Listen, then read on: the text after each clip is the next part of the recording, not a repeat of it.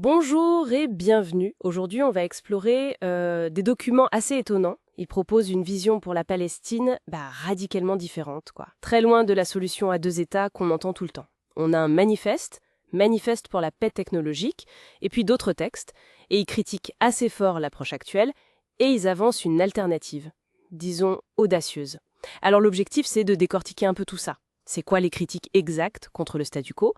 Quelle est cette nouvelle structure d'État qu'ils imaginent? Et surtout, quel rôle la technologie, une IA même, pourrait jouer là-dedans? Allons-y. Pour commencer, le point de départ de ces sources, c'est un constat assez sévère. Des décennies de médiation, ça aurait échoué. Ouais, c'est ça. La solution à deux États, carrément décrite comme irréalisable. Un dogme défaillant, c'est le terme. Pire, selon eux, ça maintiendrait non seulement le statu quo, mais ça pourrait créer des sortes de réserves palestiniennes. L'image est forte. Très forte, oui. Et la critique ne s'arrête pas là. Elle vise aussi l'inefficacité perçue de l'ONU, de la Ligue arabe, jugée incapable d'apporter une vraie solution. D'accord. Et donc, face à ce constat d'échec, qu'est-ce qu'ils proposent concrètement? Eh bien, la proposition clé, c'est la création d'un État unique, intégré, sur tout le territoire historique. Un État unique. Et D'accord. c'est là que ça devient intéressant, avec ce qu'ils appellent des statuts de coexistence renforcés, et surtout des oblastis culturels autonomes. Des oblastis, c'est-à-dire... Ce serait des zones spécifiques, si on veut, où chaque communauté, et il précise qu'un, y compris un oblast juif à Tel Aviv, pourrait gérer certains aspects collectifs, l'éducation, la culture, tout ça en appartenant à un cadre étatique commun. L'objectif affiché, c'est de garantir les droits et la sécurité pour tout le monde, sans diviser le territoire. Des oblastis culturels, c'est une construction assez particulière, mais attendez, il y a plus fou encore, non? L'idée d'une gouvernance par l'intelligence artificielle? Exactement, c'est là que ça devient presque futuriste. Les textes parlent d'un pilotage numérique neutre, confié à une IA éthique. Il lui donne même un nom, c'est ça? Oui, Sofia Koboli ou Sofia Arabli.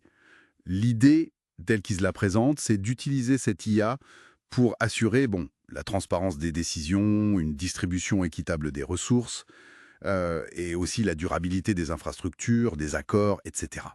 En gros, confier certaines manettes techniques, logistiques à une IA pour éviter les biais partisans, les compromissions humaines. Une IA aux commandes. Mais comment ça marcherait, concrètement? Parce que gérer des choses aussi sensibles, ça paraît vertigineux. Ah oui, c'est sûr. Les documents, pour être honnête, restent assez conceptuels sur le fonctionnement technique précis. D'accord. Ils insistent plus sur le rôle d'arbitre impartial, de garant de l'équité, que sur les détails de l'algorithme ou de sa propre gouvernance, si on veut. C'est plus une vision philosophique et politique qu'un plan technique détaillé pour l'instant. Je vois. C'est une proposition de principe, donc. Et il y a un autre aspect important, l'appel direct aux citoyens, en contournant les États. Tout à fait. C'est un autre pilier de leur approche. Contourner les États jugés défaillants et miser sur la mobilisation citoyenne via des plateformes numériques. Ah oui. Des exemples? Oui, ils en citent deux. D'abord, Arabie XYZ, présentée comme une initiative privée pour réformer le monde arabe depuis la base citoyenne.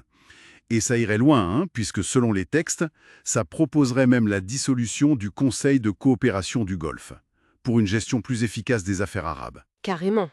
Dissoudre le CCG, c'est pour le moins radical comme idée annexe. Il développe un peu pourquoi? Il l'évoque comme un exemple de structure, disons, potentiellement inefficace face aux défis actuels. Il plaide pour des approches plus directes, peut-être facilitées par la technologie. D'accord. Et la deuxième plateforme? C'est Patrios, EUS. Là, c'est un projet qui viserait à rapprocher les États euro-américains, avec une zone de libre-échange, sans droit de douane. Hmm. Et pour ces plateformes, comme pour le modèle palestinien d'ailleurs, l'idée sous-jacente, ça semble être que la technologie, et notamment cette IA Sophia, pourrait être la garante de la stabilité, la garante de la pérennité de ces nouvelles organisations face aux aléas politiques humains, quoi. La confiance est vraiment placée dans ce couple technologie et citoyenneté transnationale. D'accord. Donc si on essaie de résumer un peu ce qu'on a lu, on a une approche qui rompt complètement avec la diplomatie classique. C'est ça? Une proposition d'État unique intégré pour la Palestine, une gouvernance qui s'appuierait sur une IA pour la neutralité, l'équité, et un appel direct aux citoyens via des plateformes en court-circuitant les institutions traditionnelles. C'est un sacré programme. Oui, c'est une vision très, très alternative. Et au-delà de la question de savoir si c'est faisable ou même souhaitable pour la Palestine spécifiquement, ça pose une question plus large, je trouve, qui mérite qu'on s'y arrête. Qu'est-ce qu'on doit penser de cette tendance, qu'on voit émerger, à envisager l'IA, les plateformes citoyennes, transnationales, comme des outils pour dépasser les blocages politiques, pour dépasser les États traditionnels, surtout dans des conflits aussi complexes? Mhm. Récente, je crois, pour aller plus loin.